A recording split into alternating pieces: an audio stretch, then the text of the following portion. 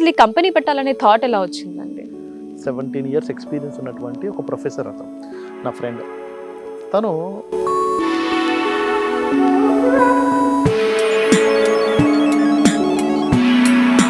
మోసం చేయాలనుకునే వ్యక్తి ఎప్పుడూ మోసం చేయడానికి చూస్తూనే ఉంటాడు. ప్రతి ఒక్కరు జాగృతితో ఉండాలి అనేటువంటి ఒక నినాదంతో నేను ఈ కంపెనీ స్టార్ట్ చేయడం జరిగింది. ఒరిజినల్ కాన్సెప్ట్ ఏంటండి? అంటే ప్లాట్స్ బజార్ కాన్సెప్ట్ ఏంటంటే, ఇప్పుడు బయట మార్కెట్లో ఎలా ఉందంటే, ఒక 10 రూపాయల వస్తువుని మార్కెట్ చేసి ఒక 20 రూపాయలకి అమ్మడం జరుగుతుంది.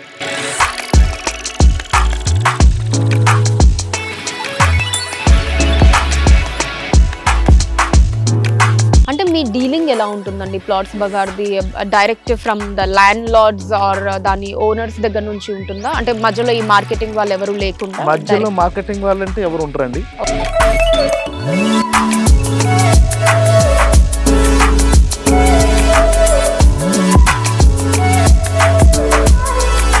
సో కస్టమర్స్ ఎందుకు ప్లాట్స్ బజార్లోనే ప్లాట్ని తీసుకోవాలి అంటే ఏం చెప్తారు? వై? కస్టమర్స్కి చాలా ఆప్షన్స్ ఉంటాయి. కొన్ని ఇన్వెస్ట్మెంట్ పెట్టాలనుకునే కస్టమర్కి చాలా ఆప్షన్స్ ఉంటాయి.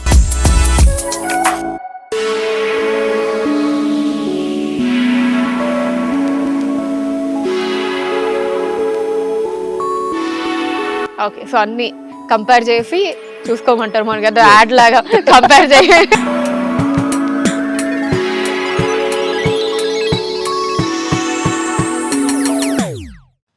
హలో అండి, అందరికీ నమస్కారం. ఒక సొంత భూమి ఉండాలి అనేది ప్రతి ఒక్కరి కల. కానీ ఎక్కడ కొనాలి, ఏ టైంలో కొనాలి, అండ్ ఆ లీగాలిటీస్ అవన్నీ ఎలా చూడాలి? అంటే మనం చాలా వింటూ ఉంటాం కదా, ఒకే ల్యాండ్ని 2-3కి అమ్మేయడము, లేదా మనకి మనీ కట్టిన తర్వాత రిజిస్ట్రేషన్ చెయ్యకుండా కొన్ని కంపెనీస్ వెళ్ళిపోవడము, ఇలాంటివన్నీ తరచుగా మనం న్యూస్లో చూస్తూనే ఉంటాము.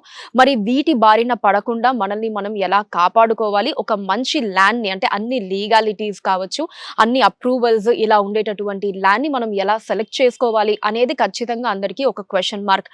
మరి ఆ క్వశ్చన్ మార్క్స్కి, ఇలా పలు క్వశ్చన్ మార్క్స్కి ఆన్సరే ప్లాట్స్ బజార్.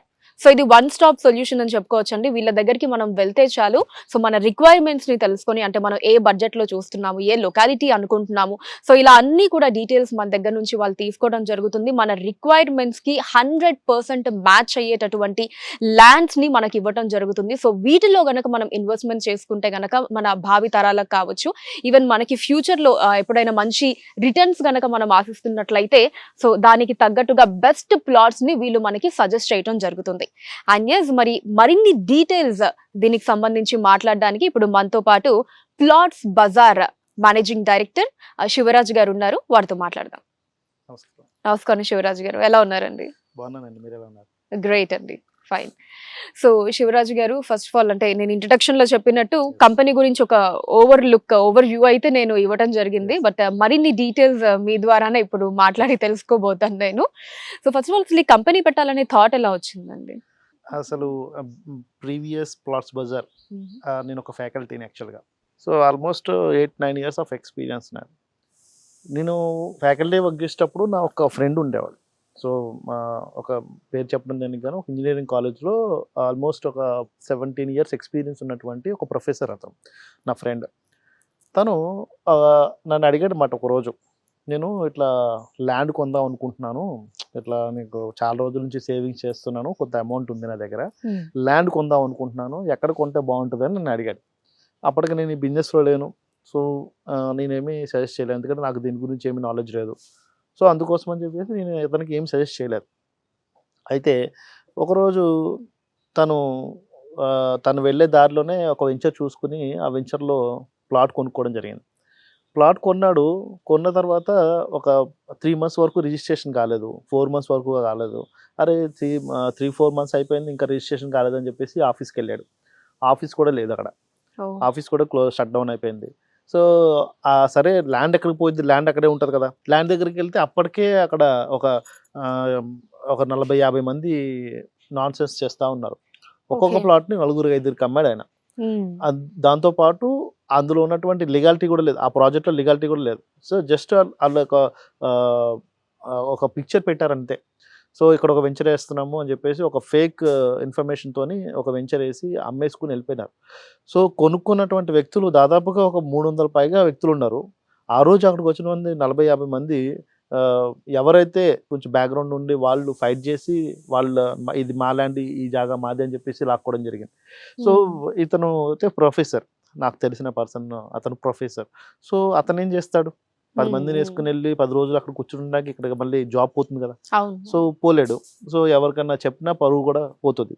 ఎందుకు అని చెప్పేసి ఏమీ చేయలేక వదిలేసుకున్నటువంటి సిచ్యువేషన్. సో అక్కడ మోసం చేయాలనుకునే వ్యక్తి ఎప్పుడు మోసం చేయడానికి చూస్తూనే ఉంటాడు. కానీ ప్రతి ఒక్కరు జాగృతతో ఉండాలి అనేటువంటి ఒక నినాదంతో నేను ఈ కంపెనీ స్టార్ట్ చేయడం జరిగింది. సో ప్లాట్స్ బజార్ ఇప్పుడు ఎందుకు ఈ నా ఫ్రెండే నష్టపోయాడు. ఇలాంటి వ్యక్తులు మరో 10 మంది నష్టపోకూడదు, వాళ్ళందరికీ కూడా మనం హెల్ప్ చేయాలి, దాంతోపాటు మనం కూడా ₹1 డబ్బు సంపాదించుకోవాలి అనేటువంటి ఒక కాన్సెప్ట్తోని ఈ కంపెనీ స్టార్ట్ చేయడం జరిగింది. సో ఇప్పటి వరకు దాదాపుగా 800 పైగా ఫ్యామిలీస్ని, హ్యాపీ ఫ్యామిలీస్ని మా సంస్థ ద్వారా ప్లాట్ పర్చేజ్ చేయించడం జరిగింది. హైదరాబాద్ చుట్టుపక్కల ఏరియాస్తో పాటు అండ్ అవుట్ స్టేషన్స్తో కూడా మేము సేల్ చేయడం జరిగింది. సో ఈ ప్లాట్స్ బజార్ యొక్క ముఖ్య ఉద్దేశం ఏంటంటే, ఎక్కడైతే లీగాలిటీ 100% ఉంటుందో, ఏదైతే ప్రాజెక్ట్ 100% అన్ని అప్రూవల్స్ ఉంటుందో, ఎలాంటి ఇబ్బందులు ఉండవో, అలాంటివన్నీ కూడా లీగాలిటీని పర్ఫెక్ట్గా చెక్ చేసి మార్కెట్లో ఉన్నటువంటి ప్రైస్ కన్నా తక్కువ ప్రైస్కి కస్టమర్స్కి తీసుకురావడం జరుగుతుంది. ఇది మేము చేసేటువంటి జాబ్. ఓకే అండి. అండ్ ఒరిజినల్ కాన్సెప్ట్ ఏంటండి, అంటే ప్లాట్స్ బజార్ కాన్సెప్ట్ ఏంటంటే, ఇప్పుడు బయట మార్కెట్లో ఎలా ఉందంటే, ఒక ₹10 వస్తువుని మార్కెట్ చేసి ఒక ₹20కి అమ్మడం జరుగుతుంది బయట. ఇట్లా అమ్మకూడదు. ఇప్పుడు ₹10 విలువ చేసే ప్రోడక్ట్ని ₹20 పెట్టి కొంటే అతనికి ₹20 పెట్టి కొన్నటువంటి వ్యక్తికి రిటర్న్ ఎప్పటికి వస్తుంది? సో 2 years అడ్వాన్స్ ఇప్పుడు మనం పర్చేజ్ చేసినట్టు అవుతుంది. కాకపోతే ఇప్పుడు ప్రెసెంట్ మొత్తం సిస్టమ్ అంతా కూడా ఇంకా అలానే ఉన్నట్టుంది కదా సార్. అంటే మార్కెటింగ్ ఏజెంట్స్ ఎవరైతే ఉంటారో వాళ్ళ ఏంటంటే ఈ ఖర్చు ఎప్పుడు పెరుగుతుందంటే, ఒక బ్రాండ్ అంబాసిడర్ని పెట్టడము, లైక్ ఒక ఫిల్మ్ స్టార్ కానివ్వండి, ఆల్రెడీ కోట్లు సంపాదించినటువంటి ఫిల్మ్ స్టార్స్ని తీసుకొచ్చి వాళ్ళకి కోట్లు ఇన్వెస్ట్మెంట్ పెట్టి చేయడము, దాంతోపాటు వీళ్ళు అడ్వర్టైజ్మెంట్ కోసము చాలా చాలా హ్యూజ్ ఎక్స్పెండిచర్ పెట్టి దీని ద్వారా ఎక్కువ ఎక్స్పెండిచర్ చేయడం ద్వారా వీళ్ళు కాస్ట్ పెంచాల్సి వస్తుంది. సో మార్కెటింగ్ ఏజెంట్స్కి మిగిలేది రూపాయే, ₹10లో ₹1 మిగులుతుంది మహా అయితే. కానీ ఇక్కడ హ్యూజ్గా డిఫరెన్స్ అనేది ఎప్పుడు వస్తుందంటే, ఈ ఎక్స్పెండిచర్ వల్ల, అన్నెసరీ ఎక్స్పెండిచర్ పెంచేసుకోవడం వలన హ్యూజ్గా డిఫరెన్స్ వస్తుంది. సో అలాంటి డిఫరెన్షియేషన్ ఉండకూడదు. సో మేము ఒకటే అనుకున్నాం, ఎవరైతే ఇన్వెస్ట్మెంట్ పెట్టాలనుకుంటున్నారో బ్లైండ్గా వెళ్ళి పెట్టకూడదు, కంపేర్ చేసుకోవాలి. Plots bazaar compare your investment, అదే నిదానంతో మనం కంపెనీ తీసుకొచ్చాం. అదే మా కాన్సెప్ట్. కంపేర్ చేసుకోవాలి వాళ్ళ ఇన్వెస్ట్మెంట్, 10 రకాల ఇన్వెస్ట్మెంట్స్తో కంపేర్ చేసుకోవాలి. దాంతోపాటు మాది కూడా ఒక ఆప్షన్గా పెట్టుకుని కంపేర్ చేసుకుని వాళ్ళు ఏది బెస్ట్ అనుకుంటే అది ఇన్వెస్ట్మెంట్ చేయాలి. ఓకే. అంటే మీ డీలింగ్ ఎలా ఉంటుందండి ప్లాట్స్ బజార్ది? Direct from the landlords or దాని ఓనర్స్ దగ్గర నుంచి ఉంటుందా? అంటే మధ్యలో ఈ మార్కెటింగ్ వాళ్ళు ఎవరు లేకుండా? మధ్యలో మార్కెటింగ్ వాళ్ళంటే ఎవరు ఉండరండి. ఓకే. కేవలం ఇటు land developers or landlords, వీళ్ళ ఎంటిటీ అండ్ కొనుక్కునేటువంటి కస్టమర్. ఇప్పుడు రైతు బజార్ విన్నారు కదా, రైతుల్ని వినియోగదారుల్ని కలిపేటువంటి ఒక మహత్తరమైనటువంటి కార్యక్రమం రైతు బజార్. అలాంటి కార్యక్రమమే ల్యాండ్ డెవలపర్స్ ని కొనుక్కునేటువంటి కస్టమర్ ని కలిపేటువంటి మహత్తర కార్యక్రమమే plots bazaar. Okay. Plots bazaar లో ఎటువంటి ప్రాజెక్ట్స్ ఉన్నాయండి ఇప్పుడు మీ దగ్గర? ప్లాట్స్ బజార్లో మనకి హైదరాబాద్లో ఇన్వెస్ట్మెంట్ పెట్టాలనుకునేటువంటి వాళ్ళ కోసం హైదరాబాద్ చుట్టుపక్కల అన్ని ఏరియాస్లో ఉన్నటువంటి ప్లాట్స్ అన్ని కూడా మన దగ్గర అవైలబుల్గా ఉంటాయి.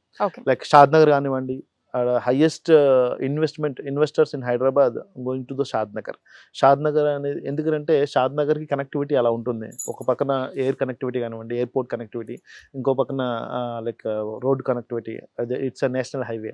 సో బెంగళూరు నుంచి హైదరాబాద్కి కనెక్ట్ అయ్యేటువంటి నేషనల్ హైవే, అదో కనెక్టివిటీ, ట్రైన్ కనెక్టివిటీ. సో ఇట్లా ప్రతి ఎంఎంటీఎస్, హైదరాబాద్ సిటీ నుంచి ఎంఎంటీఎస్తోని కనెక్ట్ చేయబడినటువంటి సిటీ.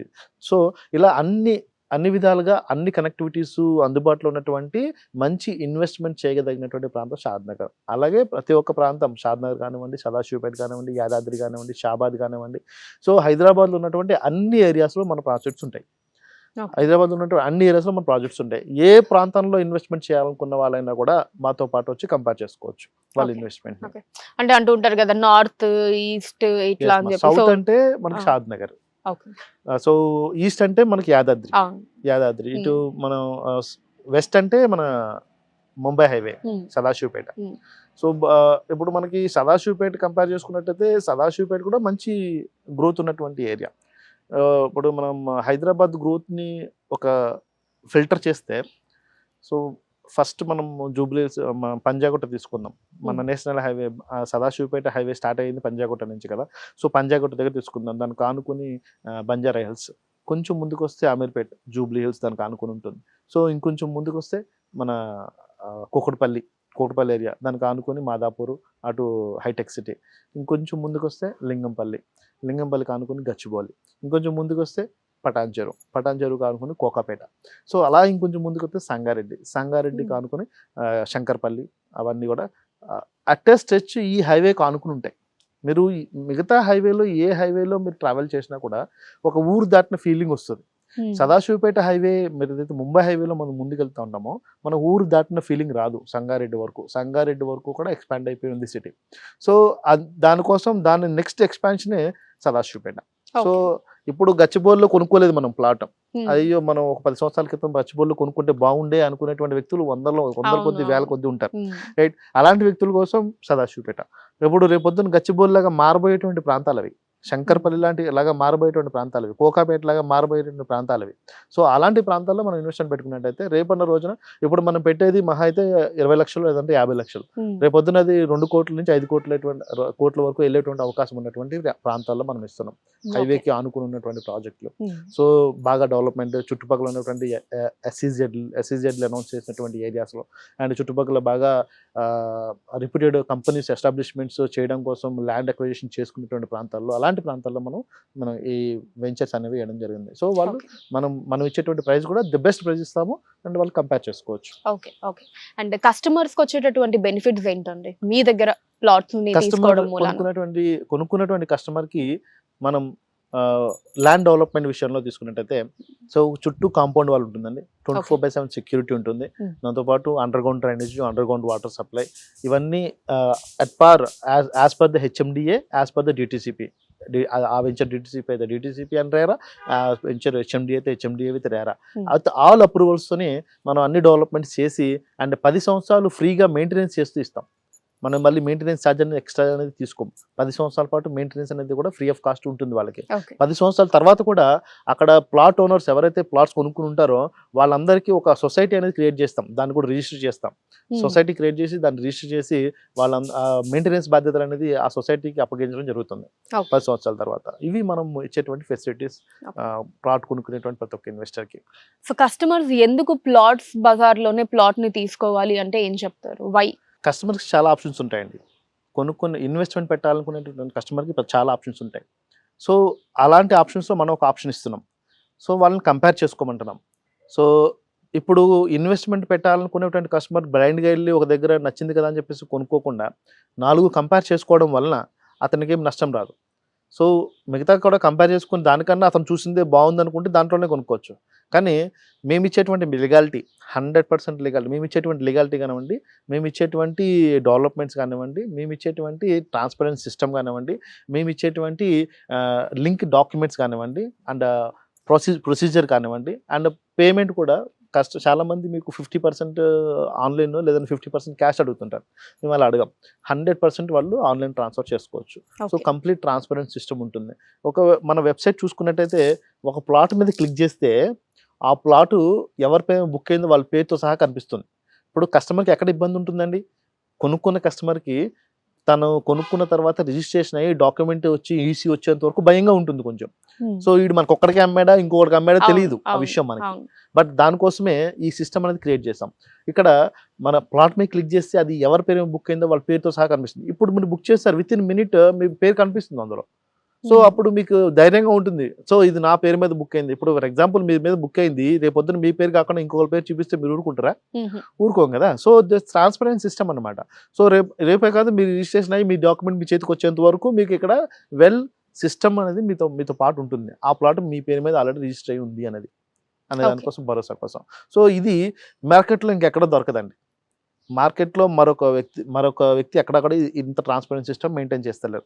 సో అందుకని నేను చెప్తున్నాను, కంపేర్ చేసుకో మనం ఇచ్చేటువంటి సిస్టమ్, మనం ఇచ్చేటువంటి ట్రాన్స్పరెంట్ సిస్టమ్, మనం ఇచ్చేటువంటి లీగాలిటీ, ఇవన్నీ కంపేర్ చేసుకోండి. దాంతోపాటు ప్రైస్ కూడా కంపేర్ చేసుకోవచ్చు. మనం ఇచ్చేటువంటి లీగాలిటీతో ఈక్వల్గా, మనం ఇచ్చేటువంటి ట్రాన్స్పరెంట్ సిస్టమ్తో ఈక్వల్గా, మనం ఇచ్చేటువంటి ప్రైస్తో ఈక్వల్గా మరొకరు ఇచ్చుంటే కనుక వాళ్ళ చాయిస్ ఇస్ దేర్స్. ఇంకా అది కానీ ఇది కానీ ఏదైనా తీసుకోవచ్చు వాళ్ళు. బట్ లేకపోతే ఇదే తీసుకోమని చెప్తాం. ఓకే, సో అన్ని కంపేర్ చేసి చూసుకోమంటారు. మనకి కదా యాడ్ లాగా కంపేర్ చేసుకోండి, సెలెక్ట్ చేసుకోండి. ఫైన్ అండి, గ్రేట్, థ్యాంక్ యూ. అంటే 5,000 రూపాయలు పెట్టి కొనేటువంటి గోల్డ్ నే కంపేర్ చేసుకుంటే లక్షల రూపాయలు పెట్టి కొనేటువంటి ల్యాండ్ కంపేర్ చేసుకోద్దా? అంతే అంతే. ఫైన్. సో అలాగే అన్ని చూసుకొని అప్పుడే ప్లాట్స్ బజార్ ని సెలెక్ట్ చేసుకోమని అంటారు. ఓకే అండి.